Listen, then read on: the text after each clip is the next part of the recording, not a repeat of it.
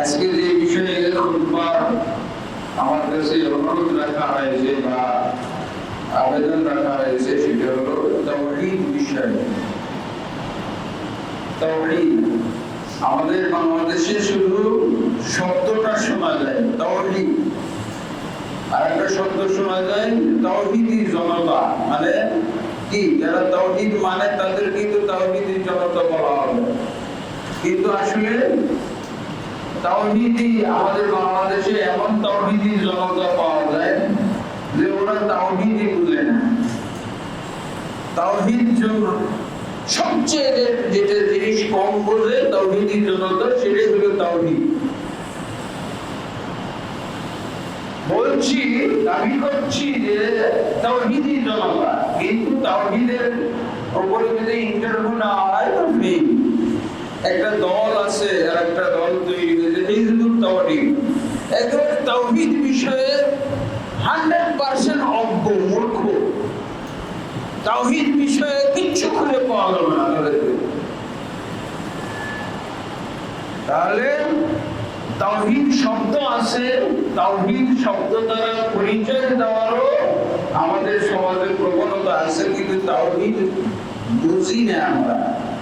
তাওহীদ একটা শুধু বিষয়, তাওহীদ বুঝে গেলেই বাংলাদেশে যত মুসলমান, কত 90 থেকে 93% মুসলমান, কেউ কেউ বলে ফেলে 95% মুসলমান।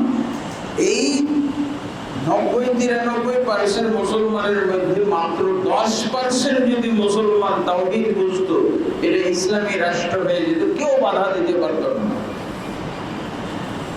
এই দেশের বাকি 90%ও বাধা দিয়ে পড়াইতে পারতো না, ইন্ডিয়া পারতো না, কেউ পারতো না, 10% মাত্র।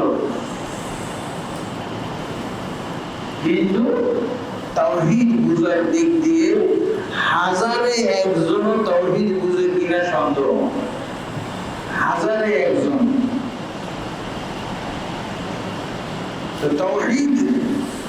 তাওহীদ শব্দটা খুব পরিচিত না?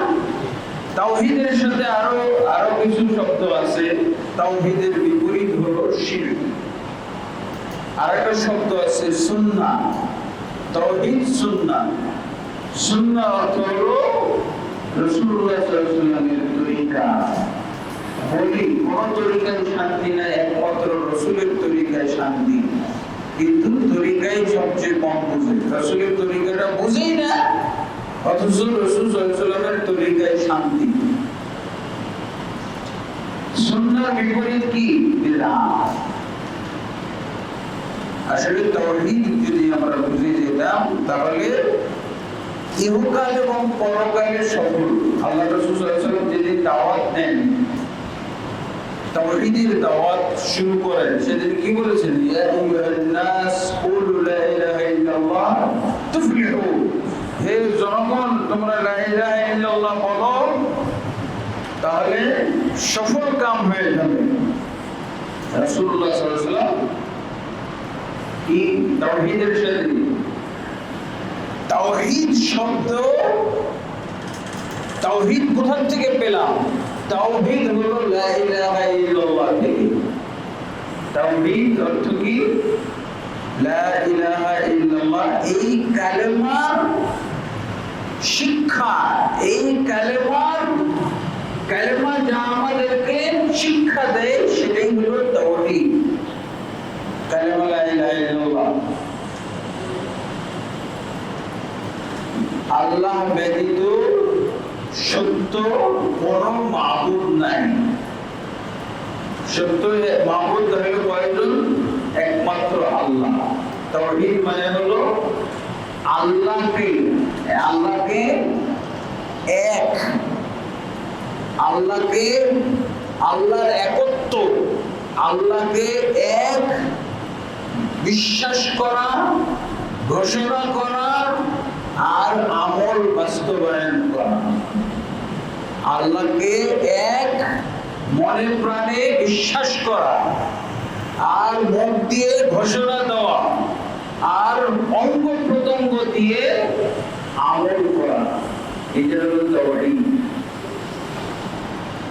আল্লাহকে এক কিসে আপনি এক মানবেন? রব হওয়ার ক্ষেত্রে এক, আল্লাহকে রব হওয়ার ক্ষেত্রে এক, মনে প্রাণে বিশ্বাস করবেন, মুখ দিয়ে ঘোষণা দিবেন, আর অঙ্গ প্রত্যঙ্গ দিয়ে বাস্তবায়ন করবেন। কয়টা কাজ? তাওহীদ খালি মুখ দিয়ে বললে হবে না। তাওহীদ আল্লাহকে এক আপনার অন্তরে বিশ্বাস করতে হবে, আর মুখে ঘোষণা দিতে হবে, আর অঙ্গ প্রত্যঙ্গ দিয়ে বাস্তবায়ন করতে হবে। এইটার নাম হলো তাওহীদ। তাওহীদের অপর নাম আর একটা ঈমান আছে, ঈমান। তাহলে এটা বিশ্বাস করা, আল্লাহকে এক বলে মনে প্রাণে বিশ্বাস করা এবং মুখ দিয়ে ঘোষণা করা আর অঙ্গ প্রত্যঙ্গ দিয়ে বাস্তবায়ন করা। ক্লিয়ার হয়েছে? আগে তো অর্থটা আবার বুঝতে হবে। তাহলে এই অর্থে আপনি আল্লাহ রাসূল সাল্লাল্লাহু আলাইহি ওয়াসাল্লামের বক্তব্যগুলোকে মেলান।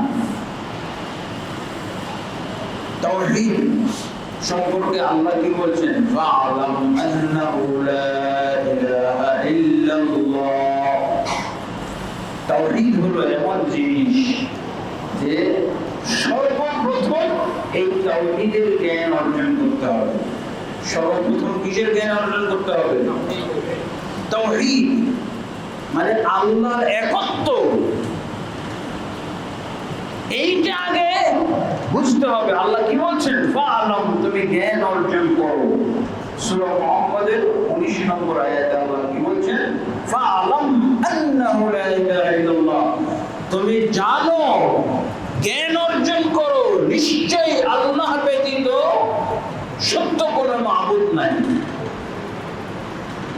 তাহলে লা ইলাহা ইল্লাল্লাহর ভিতরে আছে তাওহীদের ঘোষণাটা, তাওহীদের বাক্যটা। তাওহীদের বাক্যটা এই লা ইলাহা ইল্লাল্লাহর মধ্যে আছে। আল্লাহ রাসূল সাল্লাল্লাহু আলাইহি ওয়াসাল্লাম এই তাওহীদ এত গুরুত্বপূর্ণ হওয়ার কারণে কি বলেছিলেন? ইয়া আইয়ুহান নাস কুলু লা ইলাহা ইল্লাল্লাহ তুফলিহু, হে আমার জাতি, জনগণ, হে আরববাসী, মক্কা মদিনার মুসলমান, সারা পৃথিবীর মুসলমান, তোমরা যদি লা ইলাহা ইল্লাল্লাহ বলো, বলতে হবে কিভাবে? বুঝে শুনে বলতে হবে। তাহলে কি হবে? তুফলিহু, তোমরা ইহকাল এবং পরকালে সফল কাম হয়ে যাবে। ইহকাল এবং পরকালে সফল কাম হয়ে যাবে। এটার ব্যাখ্যা কি? রাসূলুল্লাহ সাল্লাল্লাহু আলাইহি ওয়াসাল্লাম বললেন যে তোমরা যদি লা ইলাহা ইল্লাল্লাহ বলো, লা ইলাহা ইল্লাল্লাহ বল অর্থ কি? আল্লাহ ব্যতীত সত্যিকার কোনো মাবুদ নাই। এইটা যদি তোমরা বুঝে শুনে বলতে পারো, তাহলে ইহকাল এবং পরকালে সফল কাম হয়ে যাবে, আর কিছু লাগবে না। সফল কামের, ইহকাল পরকালে সফল কামের ব্যাখ্যা আল্লাহ রাসূল নিজে দিয়েছেন। কি ব্যাখ্যা? মান শাহিদা আল্লাহ আন মান ক্বালা লা ইলাহা ইল্লাল্লাহ দাখালাল জান্নাহ, যে লা ইলাহা ইল্লাল্লাহ পড়বে সে জান্নাতে প্রবেশ করবে। পরকালের সফলতা নাই না? লা ইলাহা, তাওহীদের বাক্যটা যদি কেউ পড়ে বুঝে শুনে, এই যে ফা'লাম বলছেন না, তুমি জ্ঞান অর্জন করো। জ্ঞান অর্জনের অর্থ কি? পাগলের মতো আপনি লা ইলাহা ইল্লাল্লাহ বলবেন, পাগলের কোনো বুঝ শুন নাই। বুঝে শুনে যদি লা ইলাহা ইল্লাল্লাহ পড়ে, তাহলে আল্লাহ কি বলছেন? পরকালের সফলতাটা আগে বলি। কি? মান ক্বালা লা ইলাহা ইল্লাল্লাহ দাখালাল জান্নাহ, যে লা ইলাহা ইল্লাল্লাহ পড়বে সে জান্নাতে প্রবেশ করবে। মান শাহিদা লা ইলাহা ইল্লাল্লাহ দাখালাল জান্নাহ, যে ব্যক্তি সাক্ষ্য দিবে লা ইলাহা ইল্লাল্লাহ, অর্থাৎ আল্লাহ ব্যতীত সত্যিকার অর্থে কোনো মাবুদ নাই, তাহলে কি হবে? সে অবশ্যই জান্নাতে প্রবেশ করবে। তো জান্নাতে প্রবেশ করাটা হলো পরকালীন সফলতা।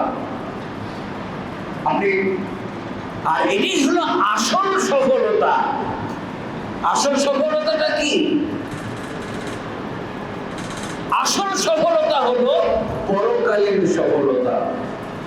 ফামান যুহজিহা আনিন নারি ওয়া উদখিলাল জান্নাহ ফাকাদ ফাজ। আল্লাহ কি বলছেন? যে ব্যক্তি জাহান্নাম থেকে নাজাত পেয়ে গেল এবং জান্নাতে প্রবেশ করলো, সেই ব্যক্তি হলো সফল। সেই ব্যক্তি কি? সফল। তো লা ইলাহা ইল্লাল্লাহ যে বুঝে শুনে পড়বে সে সফল কাম হয়ে গেল আখিরাতে। আর দুনিয়াটা শুনবেন, দুনিয়ার ব্যাপারে আল্লাহ রাসূল সাল্লাল্লাহু আলাইহি ওয়াসাল্লাম বলছেন, এটা তো পরকালীন সফলতার কথা আপনারা ওয়াজে শুনেছেন, অনেকের ওয়াজ। আর দুনিয়াবি ক্ষেত্রে সফলতা কি? দুনিয়াবি ক্ষেত্রে আল্লাহ রাসূল সাল্লাল্লাহু আলাইহি ওয়াসাল্লাম সফলতা বলেছেন, সেটা হলো রাসূল সাল্লাল্লাহু আলাইহি ওয়াসাল্লাম বলছেন, তিরমিজি 3232 নম্বর হাদিস, মুসনাদ আহমদের 2008 নম্বর হাদিস। কি বলছেন? উরিদু মিনহুম কালিমাতান ওয়াহিদাতান তাদিনু লাহুম বিহাল আরব ওয়া তুওয়াদ্দি ইলাইহিম আল আজাম ওয়াল জিজিয়া। আল্লাহ রাসূল সাল্লাল্লাহু আলাইহি ওয়াসাল্লাম বলেছেন, এইটা আল্লাহ রাসূল প্রথম কিন্তু পরকালীন সফলতার ওয়াজ করেছেন। তাওহীদের দাওয়াত এবং তাওহীদের মাধ্যমে পরকালীন সফলতার কথা আল্লাহ রাসূল সাল্লাল্লাহু আলাইহি ওয়াসাল্লাম মক্কাবাসীকে দিয়েছিলেন। যখন মক্কাবাসী রাসূল সাল্লাল্লাহু আলাইহি ওয়াসাল্লামের তাওহীদের দাওয়াত কবুল করেন, তখন আল্লাহ রাসূল সাল্লাল্লাহু আলাইহি ওয়াসাল্লাম ইহকালীন সফলতার কথাটা বলেছিলেন। মানুষ নগদ পাইতে চায়, আখিরাতে কি হবে, আখিরাতে কি হবে না হবে। আর মুসলমানদের মধ্যে অনেকেই আখিরাত বিশ্বাস করে না, যদিও মুসলমান কিন্তু আখিরাতের বিশ্বাসী না, আখিরাতে দৃঢ় বিশ্বাস নাই। এই জন্যই তো দেখা যাবে যে ও ফাঁকি দিচ্ছে, কাজে ফাঁকি দিচ্ছে, তাই না? আল্লাহ নাই মনে করতেছে, তো পরকাল আছে মনে করবে না কি হবে? ও তো আল্লাহই নাই মনে করবে, ফাঁকি দেয় কিভাবে, চুরি করে কিভাবে, প্রতারণা করে কিভাবে, ভেজাল মিশাই কিভাবে, মাপে কম দেয় কিভাবে।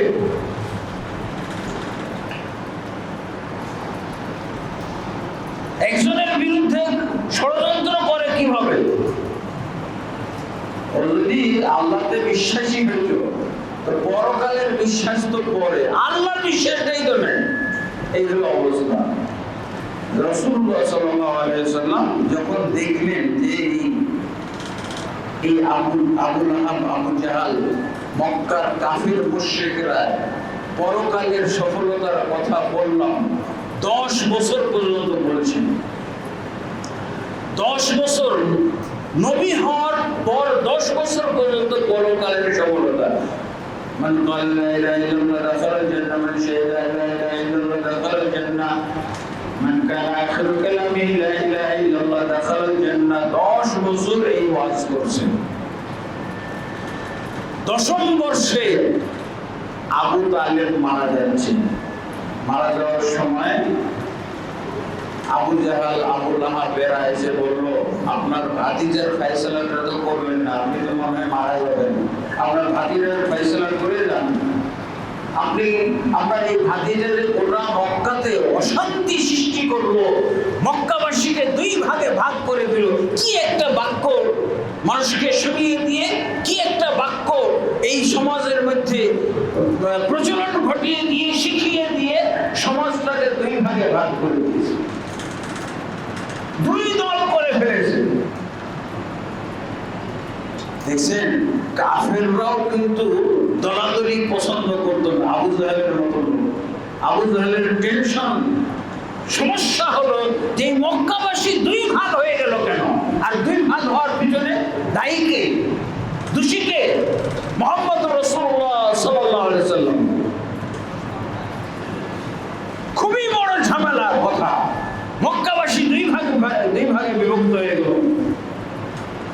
দুই ভাই কিভাবে বিভক্ত হয়েছে, মারাত্মক কথা।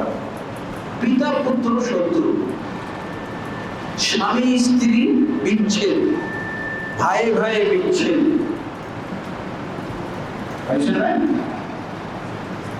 এগুলো কি যন্ত্রণাদায়ক বিষয় না? যন্ত্রণাদায়ক বিষয়। এই জন্য আবু জাহাল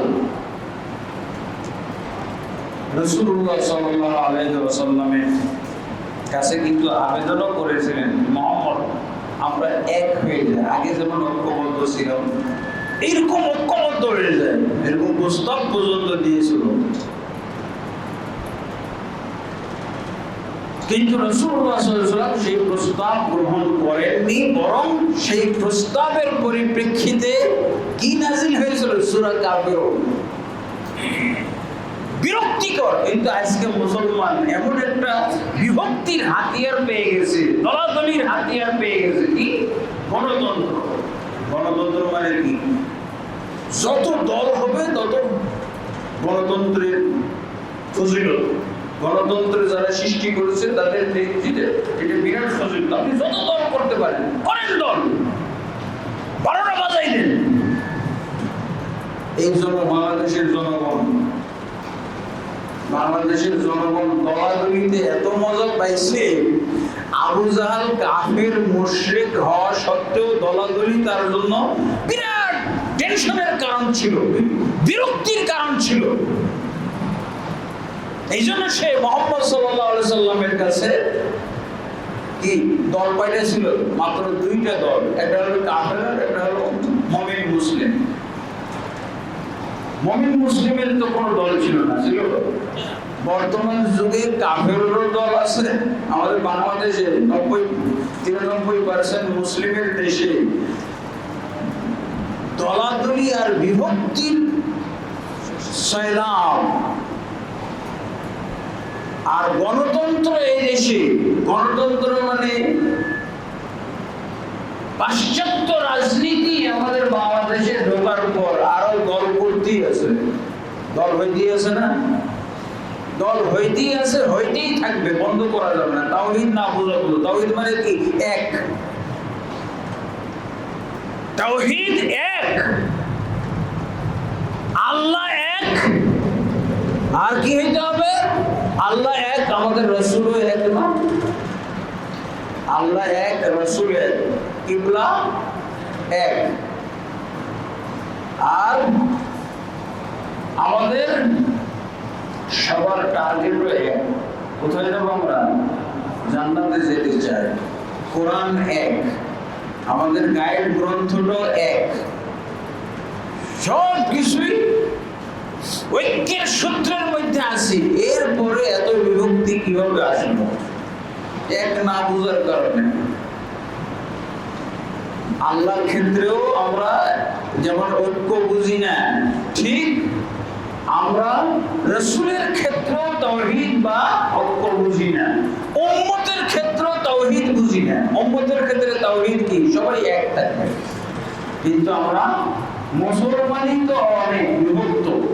এই যে একটা মসজিদ করলাম, এখানে একটা মসজিদ হইল, এই মসজিদে রায়পুরের সবাই কি খুশি? বলে কি কি একটা বলার কাটা, কি একটা মসজিদ হইল, এই মসজিদ হইল কেন? অথচ সেও মুসলমান। কোন রোগের কারণে এই মন্তব্যগুলো করে? ও বিভক্তি রোগের কারণে এই মন্তব্য করতেছে। এই মসজিদের কি কোনো নাম রাখা হয়েছে? হ্যাঁ, নাম আছে? কি নাম? ও আচ্ছা আচ্ছা, আলহামদুলিল্লাহ। সাহাবীর নামে নাম আব্দুল্লাহ ইবনে আব্বাস জামে মসজিদ। আলহামদুলিল্লাহ। আমি মাদ্রাসার নাম দেখছি, মসজিদের নাম তাহলে একই, আব্দুল্লাহ ইবনে আব্বাস জামে মসজিদ। আলহামদুলিল্লাহ। এই মসজিদে রায়পুরের সবাই খুশি না। কেন খুশি না? ওই রোগের কারণে, বিভক্তি, বিভিন্ন দল, বিভিন্ন মত। এই কারণে মসজিদও আলাদা, মসজিদের ব্যাপারও কটূক্তি। পারলে মসজিদ ভেঙে ফেলে, অনেক মসজিদ জ্বালিয়ে দিচ্ছি, পুড়িয়ে দিচ্ছি। আলহামদুলিল্লাহ, আমি এই মসজিদে এসেছি এই মসজিদটা রায়পুর লক্ষ্মীপুরের মধ্যে একটা বিশেষ বৈশিষ্ট্যপূর্ণ মসজিদ। আমি এটা শুনে এসেছি, বিশেষ বৈশিষ্ট্যপূর্ণ মসজিদ। এরকম বৈশিষ্ট্যপূর্ণ মসজিদ বাংলাদেশে খুবই কম, লক্ষ্মীপুরে খুবই কম। কি এই মসজিদটা চলবে কোরআন এবং সহিহ হাদিস মোতাবেক, তাই না? আল্লাহর ইবাদত হবে কোরআন এবং সহিহ হাদিস মোতাবেক, এবং আল্লাহকেও চেনা হবে সঠিকভাবে। অনেক মসজিদে আল্লাহকেই চিনে না সঠিকভাবে।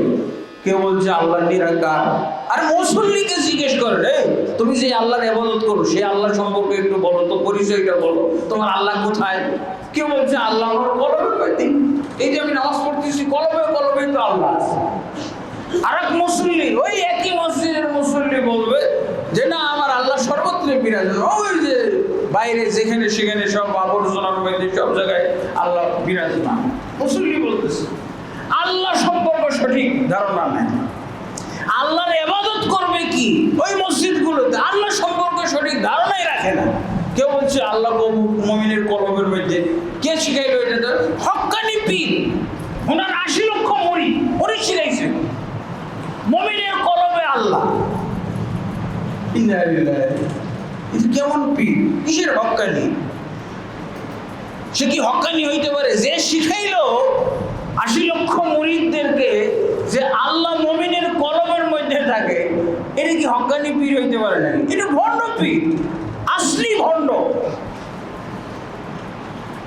হ্যাঁ, তারপরে আরেক শ্রেণী, আরেকটা হলো আল্লাহ সম্পর্কে আকীদা হলো আল্লাহ আসমানে, ৭ আসমানের উপরে আর ৭ আরশের উপরে আছেন। এই হলো মুসল্লি। এই মসজিদের মুসল্লি কেন আল্লাহকে আরশের উপরে বলতেছে? কেন মুমিনের কলবে অস্বীকার করে? মুমিনের কলবে আল্লাহ নেই, আল্লাহ মুমিনদের কলবের খবর রাখে। আরে বোকা মুসলিম, এইটা হলো আকীদা। আল্লাহ মুমিনের কলবের খবর রাখে, আল্লাহ মুমিনের কলবের মধ্যে নেই। নাহলে তো আল্লাহর তাওহীদ হলো নাকি? তাওহীদের সাথে সামঞ্জস্যপূর্ণ মুমিনের কলবে আল্লাহ। মুমিন তো লক্ষ লক্ষ কোটি কোটি মুমিন, তাহলে কোটি কোটি আল্লাহ। হ্যাঁ, তাওহীদের সাথে মিললো এটা? আল্লাহ তো এক, কিন্তু এক আল্লাহ সবার খবর রাখে, সবার অন্তরের খবর। আর কোরআনে তো এটাই আছে, আল্লাহু আলিমুম বিযাতিস সুদূর, আল্লাহ অন্তরের খবর রাখেন, এইটা আছে। আরে বোকা, এইটা তোমাকে কে বললো আল্লাহ অন্তরে আছে? আল্লাহ অন্তরের খবর রাখেন, এইটা বলতে হবে। আর কি আল্লাহ সর্বত্র বিরাজমান নয়, আল্লাহ সর্বত্র, সব কিছু আল্লাহর সামনে বিরাজমান। আল্লাহ বিরাজমান না, আল্লাহর সামনে সবকিছু বিরাজমান। তাহলে কেন এই মসজিদের ব্যাপারে শত্রুতা করা হয়? যে এরা আমাদের মতো বিশ্বাস করে না কেন? আল্লাহকে মুমিনের কলবের মধ্যে কেন মানে না? আল্লাহকে সর্বত্র কেন বিশ্বাস করে না? এই জন্য শত্রুতা। এরা কোরআন হাদিস করে কেন? এরা কি মাযহাব দেখতে পাই না?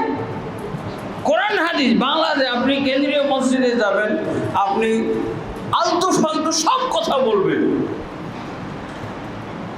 আমি আজকে আপনাদের মাঝে ৪ তরিকার সবক দিব। হ্যাঁ, বসা দরকার। এই সবাই বসেন, ৪ তরিকার সবক হবে। আপনি কেন্দ্রীয় মসজিদে, লক্ষ্মীপুর কেন্দ্রীয় মসজিদ, রায়পুর কেন্দ্রীয় মসজিদে গিয়েও যদি বলেন ৪ তরিকার উপরে আলোচনা হবে, সবাই বসে যাবে। আর যদি বলেন কোরআন এবং হাদিস, সহিহ হাদিস থেকে আলোচনা হবে, সব পালাবে। ইমাম সাহেব ইশারা করবেন, সব ভাগো ভাগো ভাগো ভাগো, সমস্যা আছে। কোরআন হাদিসের সমস্যা, কোরআন আর সহিহ হাদিসের কথা। বাইতুল মুকাররমে যদি আপনি যাই বলেন, হ্যাঁ আজকে আমাদের মাঝে আলেম এসেছে, অমুক আলেম, উনি কোরআন এবং সহিহ হাদিস থেকে আলোচনা করবেন, সবাই বসে। কোরআন আর সহিহ হাদিস বললো কেন? এটা সব ভাগ করে। অল্প কিছু বসবে আর বাকি সব ভাগবে। কেন? কোরআন হাদিস বলছে এটা সমস্যা আছে। কি সমস্যাগুলো? এ মনে হয় মাযহাব মানে না, এ মনে হয় তরিকা মানে না, এ মনে হয় পীর মানে না, এতগুলো জিনিস বুঝবে বুঝে সব ভাগবে।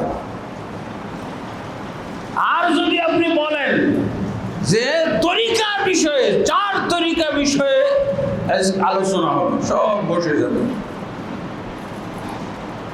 অমুক ওলি আল্লাহর আজকে ঘটনা বলা হবে, অমুক ওলি আল্লাহ, অমুক বুজুর্গানে দিন, অমুক বুজুর্গানে রাত আলোচনা হবে, তো সব বসে যাবে। কিন্তু কোরআন ও সহিহ হাদিসের আলোচনা হবে, এই কথা শুনলে আর কেউ থাকতে চাইবে না। ইমাম সাহেব চোখ টিভি বলে সব করে যাবে, বিভ্রান্ত হয়ে যাবে। এই হলো বাস্তবতা। কেন এই মসজিদটা সবাই পছন্দ করবে না? এদের আল্লাহ, আমরা যেরকম আল্লাহ মানি এরকম আল্লাহ এরা মানে না, এটা উল্টাপাল্টা কথা বলবে, সব বিভ্রান্তিকর কথা আসলটাই। তাহলে আল্লাহর ক্ষেত্রেও এই মসজিদে সহি আকীদা, সহি বিশ্বাস, সহি ধারণা দেওয়া হয়, ইলম এবং এখান থেকে শিক্ষা দেওয়া হয়। এই জন্য আরেকটা হলো এই মসজিদটার সম্পর্ক হলো সরাসরি মক্কা মদিনার সাথে। মক্কায় এই মসজিদে আপনি যে ইবাদত করবেন, এই ইবাদত করার পর যদি আপনি মক্কা মদিনায় যাওয়ার আল্লাহ সুযোগ দিয়ে দেয় হজ ওমরার জন্য, যে আপনি শান্তি পাবেন। আব্দুল্লাহ ইবনে আমর ইবনে আব্বাস মসজিদে যেরকম নামাজ পড়েছি এখানে তো ওরকমই, খুব মজা লাগবে তখন। আর আমাদের বাংলাদেশ থেকে মুফতি মুহাদ্দিসরা বলে দেয়, দেখো ওই দেশের কোনো এলেম নিবা না, ওই দেশের কোনো নামাজ কালাম দেখবা না, আমরা যা শিখাই দিছি এটার মধ্যেই থাকবা। বই পুস্তক যদি ধরাই দেয় এটা ফালাই দিবা, কোনো যদি বই পুস্তক ফিরি দেয় ওটা ফালাই দিবা, পাথরের চিপায় ফালাই দিবা, কোনো একটা চিপা চুপার মধ্যে ফালাই দিবা, নিবা না। ফলে কি হয়েছে? যার যার মতো দল মতে ভর্তি হয়ে গেছে। আবু জাহালও দল মত পছন্দ করে না। মুহাম্মদ সাল্লাল্লাহু আলাইহি ওয়াসাল্লামের কাছে নিজে খাটো হয়ে গেছে, মুহাম্মদ সাল্লাল্লাহু আলাইহি ওয়াসাল্লামকে দেখতেছে, তওয়াফ করতেছে। আর রাহিকুল মাখতুম কিতাবটা পড়ে দেখেন, আর রাহিকুল মাখতুম কিতাবের মধ্যে আছে যে আল্লাহ রাসূল সাল্লাল্লাহু আলাইহি ওয়াসাল্লামকে তওয়াফ করতে দেখছে যখন আবু জাহাল, বলছে এই সময় মুহাম্মদের মনটা নরম আছে, এখানে প্রস্তাব দিই, ঐক্যের প্রস্তাব। বলছে মুহাম্মদ তোমাকে একটা কথা বলবো বলবো করে বলতে সাহস পাই না, আজকে বলেই ফেলি। কি? এই যে আমাদের মক্কাবাসীরা সবচেয়ে বিভক্ত হয়ে গেল, দুই দলে বিভক্ত। আমাদের মুসলমানদের মতো এরকম শত দলে বিভক্ত হয় না, মাত্র 2টা দল। এতেই কিন্তু আবু জাহালের মন খারাপ। আগে এক ছিলাম, এখন 2 হয়ে গেলাম, কত খারাপ। তো মুহাম্মদ সাল্লাল্লাহু আলাইহি ওয়াসাল্লাম প্রস্তাব দিল, মুহাম্মদ তোমার আল্লাহ সম্পর্কে দাওয়াত আমরা শুনেছি, তোমার কালেমার দাওয়াত শুনেছি, তোমার উদ্দেশ্য বুঝেছি যে তুমি একমাত্র মাবুদ আল্লাহকে ইবাদত করতে হবে। এটা নিয়ে তোমার সাথে আমাদের দ্বন্দ্ব। আমরাও আল্লাহকে মানি, কিন্তু আমরা বলি যে এই 360টা মূর্তি মূল্যায়নও করতে হবে। ইবাদত ডাইরেক্ট করব না, এদের ইবাদত করলে এরা ইবাদতগুলো আল্লাহর কাছে পৌঁছাই দিবে। এই তো এতটুকু পার্থক্য তোমার সাথে। তো ঠিক আছে, তুমি যেভাবে আল্লাহকে মানতে বলো ওইভাবে আমরা 1 বছর মানবো, ওইভাবে সবাই একসাথে। আর আরেক বছর পুরান সিস্টেম,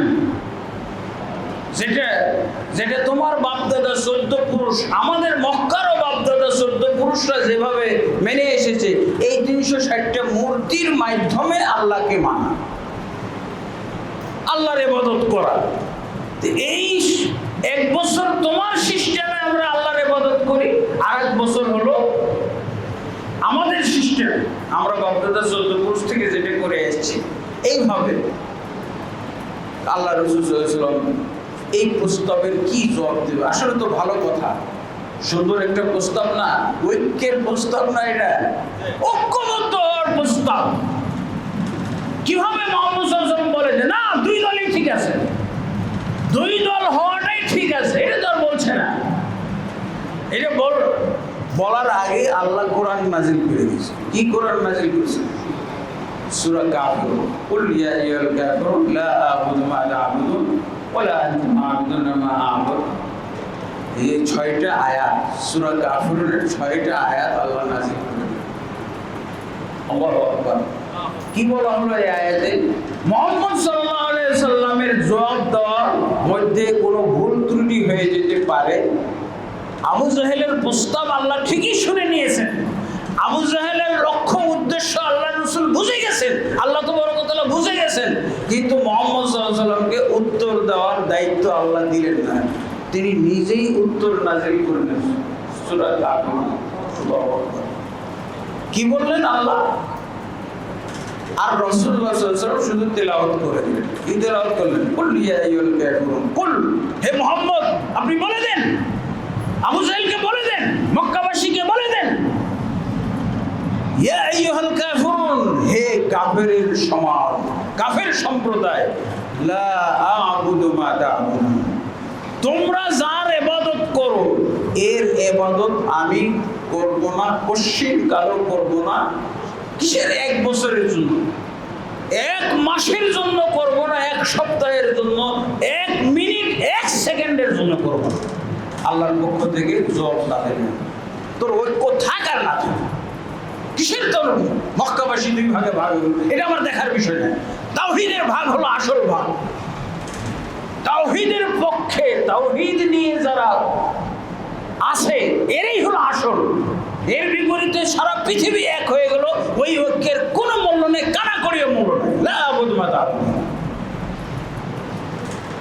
ওয়া লা আনতুম আ'বিদুনা মা আ'বুদু, এবং আমি যে আল্লাহর ইবাদত করি তোমরা তার ইবাদত করো না। আসলে তো করে, কাবাতে এসে লাব্বাইক লাব্বাইক বলে, ওরাও লাব্বাইক, কিন্তু শিরক করার পাশাপাশি যদি কেউ আল্লাহকেও ইবাদত করে, এটা আল্লাহর ইবাদত না করারই শামিল। এই জন্য আল্লাহ বলছেন ওয়ালা আনতুম আ'বিদুনা মা আ'বুদু, আমি যে আল্লাহর ইবাদত করি সেই আল্লাহর ইবাদত তোমরা করো না। কারণ সে আল্লাহর ইবাদত করলে শিরক বর্জন করতে হবে, 360টা মূর্তি সরাই ফেলতে হবে। আর 360টা মূর্তি রেখে কাবা ঘরের ভিতরে হোবালকে রেখে তোমরা আল্লাহর ইবাদত করবে, লাব্বাইক লাব্বাইক বলবে কাবা ঘরে এসে, এটা এই আল্লাহর আমি ইবাদত করি না, আল্লাহ এটা পছন্দ করে না, 1 সেকেন্ডের জন্য চাও। এইটা হলো প্রথম কথা। অথচ এই সূরা কাফিরুনের 6টা আয়াতের শুরুর আয়াত, এই শুরুর আয়াতগুলোর মাধ্যমে মুসলমানদের শক্তি হলো শুরুর আয়াতগুলোতে। অথচ আমাদের গোটা বাংলাদেশে যে 54 বছর চলতেছে, সূরা কাফিরুনের 6 নম্বর আয়াত, 6ষ্ঠ আয়াত। এই মুসলমানরা, এই নেতারা জানেও না, যারা দেশ চালাইতেছে তারা জানেও না যে এইটা সূরা কাফিরুনের 6 নম্বর আয়াত। ওদেরকে 100 বছরও আপনি বুঝাইতে পারবেন না, মনে হয় যে ভাই এটা যে সূরা কাফিরুনের 6 নম্বর আয়াত, আরো যে 5টা আয়াত আছে এইটা পড়ো না কেন? 54 বছর যাবত তার 1 আয়াত দিয়ে চালাইতেছে দেশটাকে। এটা নাকি মুসলিম দেশ, লাকুম দীনুকুম ওয়ালিয়া দীন, 54 বছর 1 আয়াত। ওদের কোরআনে আর একটা আয়াতও নাই, একটা আয়াত দিয়ে চালাইতেছে, দ্বিতীয় কোনো আয়াত নাই।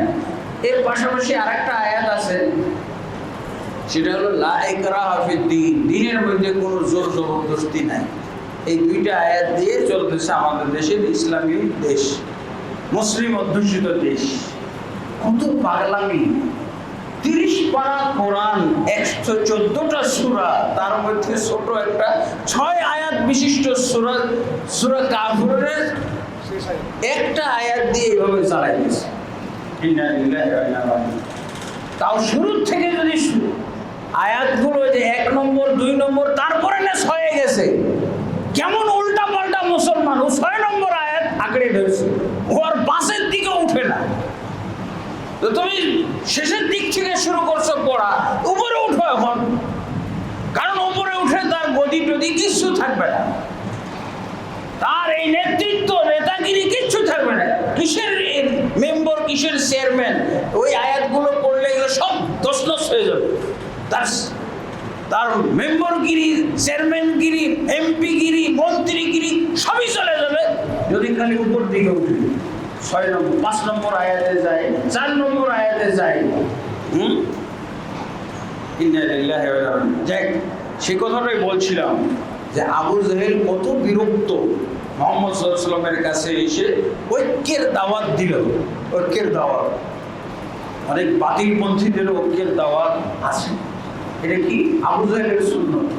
বাতিলপন্থী যদি আপনাকে ঐক্যের দাওয়াত দেয়, ওর আকীদাই ঠিক না, ওর তাওহীদও বুঝে না, কিন্তু ঐক্যবদ্ধ হইতে পারে।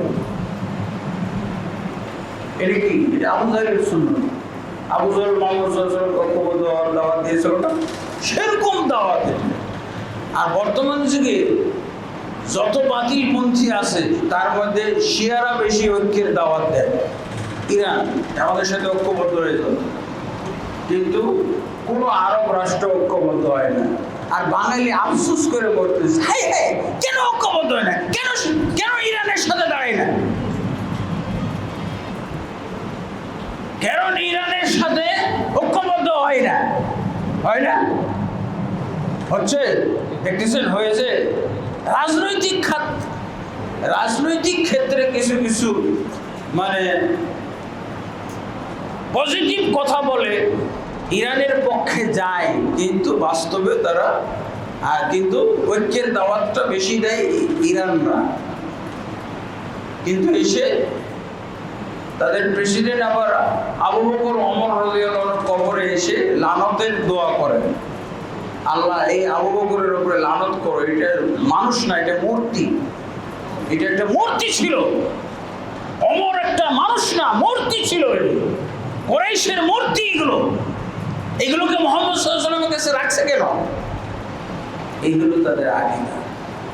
কোরআন হলো 90 পারা, 60 পারা খেয়ে ফেলেছে এই আবু বকর, এই ওমর, আর আরেকজন আছে ওসমান রাদিয়াল্লাহু আনহু। তিনজনে 60 পারা 20 পারা 20 পারা করে কোরআন খেয়ে ফেলেছে। শিয়াদের কোরআন হলো 90 পারা, আবার তারাই ঐক্যের দাওয়াত দেয় বেশি। আমরা জীবনে ঐক্যের দাওয়াত দিব না, শিয়াকে আমাদের সাথে ঐক্যবদ্ধ হওয়ার দাওয়াত দিব না, অস্বীকার গেল না। আরবরা কখনো তাদের দাওয়াত কবুল করে, তাদেরকে মুসলমান হওয়ার দাওয়াত দিয়েছে, তাদেরকে মুসলমান হওয়ার দাওয়াত দেয়। তোমার ঐক্যবদ্ধ হওয়ার দাওয়াত আমি শুনি না। তুমি মুসলমান হও, তুমি নামে মুসলমান, তুমি মুসলমান বলে ধোঁকা দিচ্ছ, তুমি দেশের নাম রেখে দিয়েছো ইসলামী প্রজাতন্ত্রী ইরান, ধোঁকা দিচ্ছ, অথচ মুসলমান না। এই জন্য আরব রাষ্ট্রগুলো মুসলমান হওয়ার দাওয়াত। আর ওর কাছে কোনো এলেম কালাম দিন ধর্ম নাই, খালি কি আছে, ফাফর আছে, হুমকি আছে। বলছে ভারত, তুমি যদি মুসলমানদের নির্যাতন বন্ধ না করো মিসাইল মেরে দেবো। আর পাগল মুসলমান, এই যে বাপের বেটা, এইরকম মুসলমান হওয়া দরকার। জীবন মারবে, ও জীবনও মারবে, এই পাগল ছাগল মুসলমান। একটা হুমকি শুনলে মনে করে হ্যাঁ এইটা আসল মুসলমান, মিসাইল মেরে দেবো। জীবনে মিসাইল মারছে।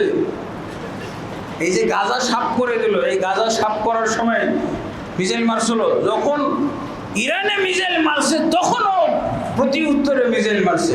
কিন্তু গাজা যখন সাফ করে, হ্যাঁ, লক্ষ লক্ষ মুসলমান মারতেছে, তখন কি মিসাইল মারছিল? একটাও মারে।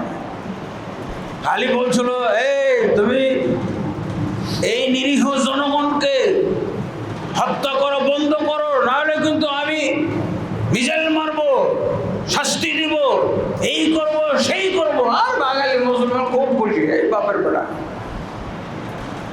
জীবনে মারবে, ইন্ডিয়াতে মিসাইল মারবে।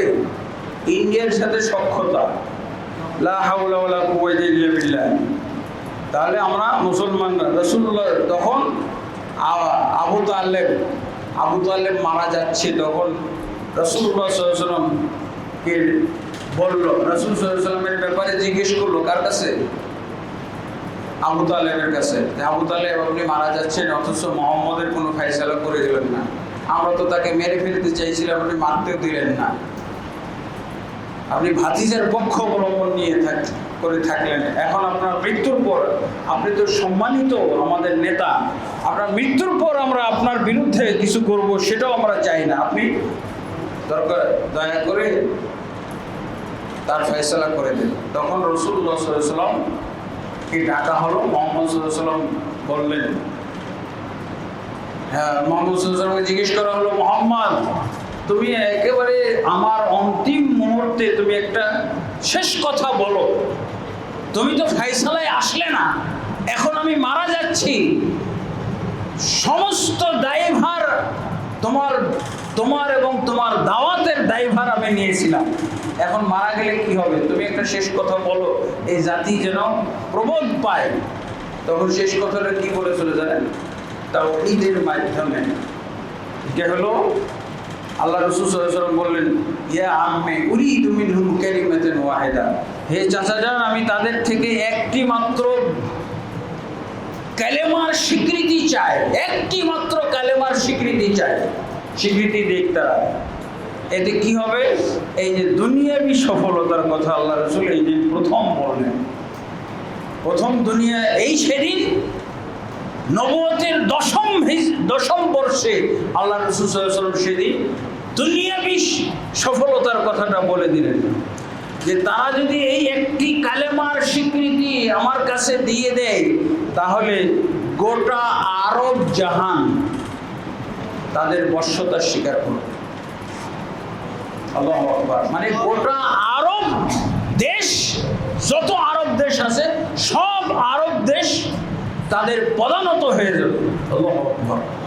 যদি একটি কালেমা, তার মানে তাওহীদ, তাওহীদ যদি তারা মেনে নেয়, স্বীকৃতি দেয়, তাহলে আল্লাহ গোটা আরব জাহানকে এদের বশ করে দিবে, তোমাদের অধীনস্থ করে দিবে, তোমরা এই গোটা আরব জাহানের উপরে নেতৃত্ব দিবে। আল্লাহু আকবার। এটা কি দুনিয়াবি সফলতা না? দুনিয়াবি সফলতার জন্য আল্লাহ রাসূল কি বললেন, একটি মাত্র কালেমার স্বীকৃতি দিবে। আর কি বলেন, ওয়াতুদ্দি ইলাইহিল আজামুল জিজিয়াতা, এবং যত অনারব আছে পৃথিবীতে দুই ধরনেরই মানুষ, আরব আর অনারব। তো বলছি যারা অনারব আছে, অনারবরাও বশ্যতা স্বীকার করে আল্লাহর জমিনে এই আল্লাহর বান্দাদেরকে, কালেমাওয়ালাদেরকে, তাওহীদওয়ালাদেরকে ট্যাক্স দিয়ে বসবাস করবে। এটা আল্লাহ করে দিবে। তাওহীদ মানলে আল্লাহ করে দিবেন। আছে না কথা, সূরা আলে ইমরানের 139 নম্বর আয়াতে আল্লাহ কি বলছেন, ওয়ালা তাহিনু ওয়ালা তাহজানু ওয়া আনতুম লা আলাউনা ইন কুনতুম মুমিনিন, খবরদার তোমরা হীনবল হয় না, চিন্তিত হয় না। মানে আল্লাহ মুমিন মুসলিমদেরকে দুর্বল ভাবতে নিষেধ করতেছেন। খবরদার মুসলমান, তোমরা নিজেদেরকে দুর্বল ভাববে না, দুর্বল ভাবা নিষেধ করে দিলেন। ওয়ালা তাহজানু, কোনো দুশ্চিন্তা করবে না। কেন? আনতুমুল আ'লাউনা ইন কুনতুম মুমিনিন, তোমরাই বিজয়ী জাতি, তোমরাই উন্নত জাতি, সর্বশ্রেষ্ঠ জাতি, যদি মুমিন হয়ে যাও, যদি মুমিন হয়ে যাও। আল্লাহু আকবার। আল্লাহ কি বেশি কিছু বলেছেন? শুধু মুমিন হয়ে যাও, তাহলে তোমরাই বিজয়ী জাতি। আল্লাহ রাসূলের বক্তব্য আর কোরআনের আয়াত মিলে গেল না? আল্লাহ রাসূল সাল্লাল্লাহু আলাইহি ওয়াসাল্লাম ব্যাখ্যা করে দিলেন, তারা যদি তাওহীদ মেনে নেয়, তারা যদি একটি কালেমার স্বীকৃতি দিয়ে দেয়, তাহলে গোটা আরব অনারব সব তাদের বশ্যতার স্বীকার করবে। সারা পৃথিবী না হলো ওমর ইবনে খাত্তাব রাদিয়াল্লাহু আনহুর যুগে এই আল্লাহ রাসূল সাল্লাল্লাহু আলাইহি ওয়াসাল্লামের এই ওয়াদা বাস্তব হয়েছিল না? ওয়াদা পূর্ণ হয়েছিল না? রোম এবং পারস্য বিজয় হয়ে গেল না? রোম এবং পারস্য বর্তমান যুগের আমেরিকা এবং রাশিয়ার মতো শক্তি পদানত হয়ে গেল, মুসলমানদের কাছে হেরে গেল, পরাজিত হলো, আর দুইটা সাম্রাজ্যের মালিক হয়ে গেল মুসলমানরা। আল্লাহু আকবার। আল্লাহ রাসূলের কথা সত্য এবং আল্লাহর কথাও সত্য, দুইটা আয়াত আর হাদিস খাবে খাবে মিলে গেল না? আল্লাহ বলছেন, খবরদার তোমরা নিজেদেরকে দুর্বল ভেবো না, খবরদার তোমরা তোমরা কোনো দুশ্চিন্তা করবে না। দুশ্চিন্তা না মুসলমানদের, কি হবে? আরে কয়েকদিন পর তো ইন্ডিয়া নিয়ে যাবে আমাদের দেশ, রংপুর তো কবে নিয়ে যাবে। রাম মন্দির বানানো হয়েছে, আবার জমি কেনার হিড়িক পড়ে গেছে রংপুরে। আমরা খালি এটাই বুঝতেছি কয়েকদিন পরে নিয়ে যাবে। ভারতের এত ভারতের দালাল বাংলাদেশে সব নিয়ে যাবে। আফসোস আক্ষেপ করে, তোমার তো ইমানই নাই, নিয়ে গেলে তোমার কি? তোমার কোনো খবর, তোমার কোনো ক্ষতি হবে? তুমি এখনো মুশরিক, তখনও মুশরিক। তাওহীদওয়ালা হয়ে যাও, তাহলে আর এগুলো চিন্তা নাই। আল্লাহ আমাদের পক্ষে এগুলো বলে দিয়েছে না, যে তোমরা যদি ইমানদার হয়ে যাও, তাওহীদওয়ালা হয়ে যাও, কালেমাওয়ালা হয়ে যাও, সত্যিকার কালেমা। এই যে একটা বই আছে, কালেমাওয়ালা হওয়ার অর্থ কি? এই যে 400 পৃষ্ঠার একটা বই, এটা আমারই লেখা বই, এটা আছে আমারই লেখা বই। আমি এই বই থেকেই আপনাদেরকে আজকে খুতবা দিচ্ছি, যেই বক্তব্য খুতবা দিচ্ছি, এই খুতবা এই বক্তব্য এই বইয়ের মধ্যে আছে। আলহামদুলিল্লাহ। তো দেখেন, এই হলো মুসলমান খালি দুশ্চিন্তার মধ্যে আছে। গাজা সাফ করে ফেলে দিল, হায় হায় হায় হায় হায় হায়। মায়ানমার সাফ করে ফেলে দিল, হায় হায় হায়, খালি দুশ্চিন্তা। আল্লাহ কি বলছেন? খবরদার মুসলমান, নিজেকে দুর্বল ভাবতে পারবে না, আল্লাহর নিষেধাজ্ঞা। খবরদার দুশ্চিন্তা করতে পারবে না। কি? আনতুমুল আলাউনা ইন কুনতুম মুমিনিন, তোমরাই বিজয়ী জাতি যদি মুমিন হয়ে দেখাইতে পারো।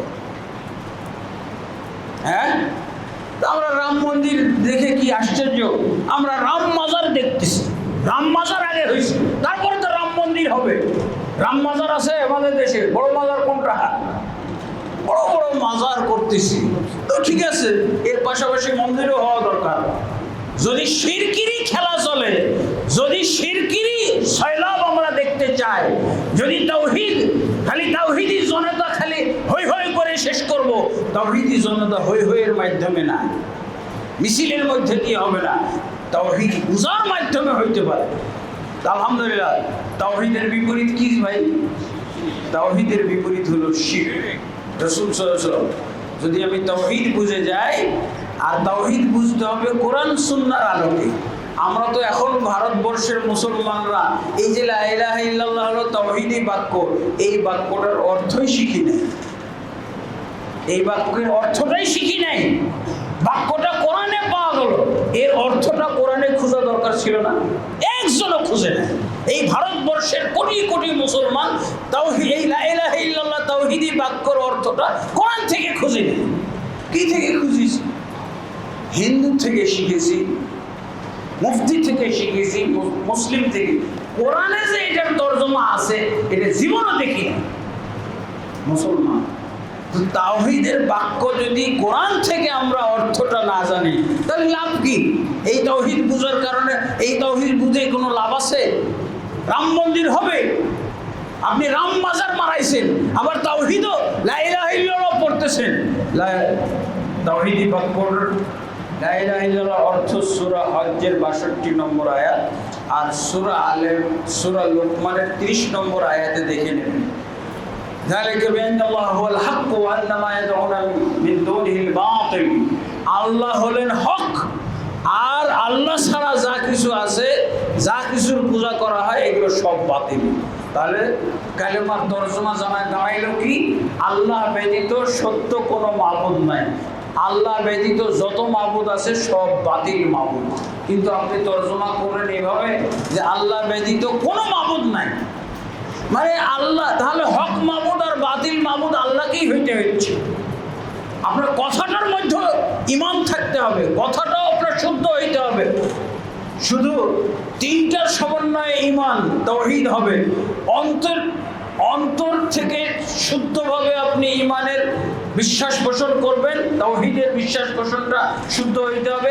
মুখের উচ্চারণটাও শুদ্ধ হইতে হবে, মুখের উচ্চারণটাও শুদ্ধ হইতে হবে। মুখে বলছে আল্লাহ ব্যতীত কোনো মাবুদ নাই, তো সূরা কাফিরুনে কি পড়বেন? আল্লাহ রাসূল বলছেন যে তোমরা যে মাবুদের ইবাদত করো, আমি সেই মাবুদ মানি না। সূরা কাফিরুনটাই তো বাদ হয়ে যায় আপনি যে তরজমা করলেন। আল্লাহ ছাড়া নাকি কোনো মাবুদ নাই। মুহাম্মদ সাল্লাল্লাহু আলাইহি ওয়াসাল্লাম দুই প্রকার, আল্লাহ দুই প্রকার করছে। কাফেররা তোমরা যার ইবাদত করো আমি তার ইবাদত করি না।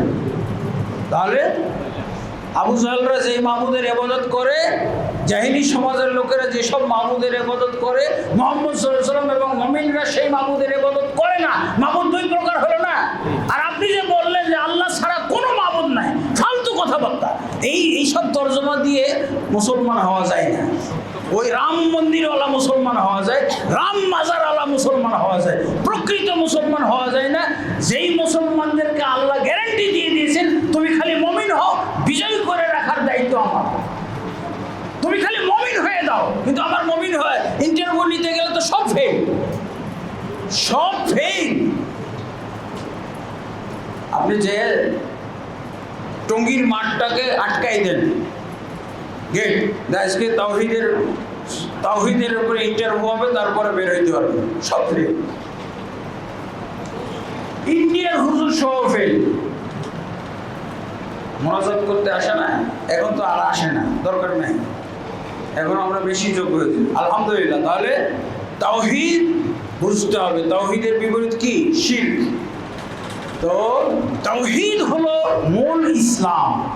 ইসলামের আমরা বলবো কি, ইসলামের হলো মূল তাওহীদ, আর এর বিপরীত হলো শিরক, তাই না? শিরক আর ইসলাম ভঙ্গের কারণগুলো হলো সব তাওহীদ ভঙ্গের কারণ। এই যে আপনারা ঝুলে রাখছেন ঈমান বিধ্বংসী 10টি কারণ, এগুলো পড়তে হবে। আমাদের বাংলাদেশে এটা নাই, এই মসজিদে ঝুলতেছে। আর আপনি কি বলে রায়পুরের কোন মসজিদ দেখবেন এই যে ঈমান বিধ্বংসী 10টি কারণ। শুধু ঈমান না, ইসলাম বিধ্বংসী, কালেমা বিধ্বংসী, তাওহীদ বিধ্বংসী, এগুলো 10টি কারণ হলো সব এগুলো। যদিও একটা শব্দ লেখা হয় যে ঈমান বিধ্বংসী, কিন্তু আসলে এটা ঈমান বিধ্বংসী, ইসলাম বিধ্বংসী, কালেমা বিধ্বংসী, তাওহীদ বিধ্বংসী 10টি কারণ। দেখবেন যে গোটা বাংলাদেশের মানুষ 1999 জন কোনো না কোনোভাবে কোনো না কোনো একটির সাথে জড়িত আছে। এমনকি মুফতি সাহেব, মসজিদের ইমাম, মুয়াজ্জিন, পীর, মুর্শিদ, হক্কানি, বন্ড সব এগুলো ঈমান বিধ্বংসী কারণের সাথে জড়িত আছে। আর কি বলবো বলেন, বিস্তারিত আপনাদের শুধু রেফারেন্স দিয়ে দিলাম। আল্লাহ তাবারক ওয়া তাআলা আমাদেরকে তাওহীদ বুঝার তৌফিক দান করুন এবং তাওহীদের বিপরীত যে বিষয়গুলো আছে এগুলো থেকে আমাদেরকে যেন পরহেজ করার, বিরত থাকার তৌফিক দান করুন। তাওহীদেরই ব্যাখ্যা হলো সালাত। তাওহীদের ব্যাখ্যা কি? তাওহীদ হবে কি দিয়ে? সালাতের মাধ্যমে তাওহীদ। একমাত্র আল্লাহর সালাত, আল্লাহর জন্য সালাত আদায় করি, একমাত্র আল্লাহর জন্য যাকাত আদায় করি, একমাত্র আল্লাহর জন্য সিয়াম পালন করি, এগুলো তাওহীদের ব্যাখ্যা। একমাত্র শব্দটা কি? তাওহীদ। একমাত্র আল্লাহর জন্য সালাত আদায় করি, খালি তাওহীদ। আল্লাহ এক, আল্লাহ এক বললে হবে না। আল্লাহ এক প্রমাণ করার জন্য 5 ওয়াক্ত সালাত পড়তে হবে। আল্লাহ এক প্রমাণ করার জন্য গোটা রমজান মাসের সিয়াম পালন করতে হবে। আল্লাহ এক মানে একেবারে পুঙ্খানুপুঙ্খ হিসাব করে সম্পদের যাকাত আদায় করতে হবে এবং হজ পালন করতে হবে। যাদের উপরে হজ ফরজ হয়ে গেছে তারা যদি হজ না করে তাহলে তারা আবার ইহুদি খ্রিস্টান হয়ে যায়। আল্লাহ রাসূল সাল্লাল্লাহু আলাইহি ওয়াসাল্লামের হাদিসে পাওয়া যায়। আল্লাহ তাবারক ওয়া তাআলা আমাদেরকে তাওহীদ যথাযথভাবে বোঝার এবং তাওহীদের বিপরীত জিনিসগুলো আমাদের যথাযথভাবে বোঝার এবং সেগুলো থেকে বিরত থাকার তৌফিক দান করুন। আল্লাহুম্মা আমিন। আস্তাগফিরুল্লাহ লি ওয়া লাকুম ওয়া লিসাইরিল মুসলিমিন ফাস্তাগফিরুহু ইন্নাহু হুয়াল গফুরুর রহিম।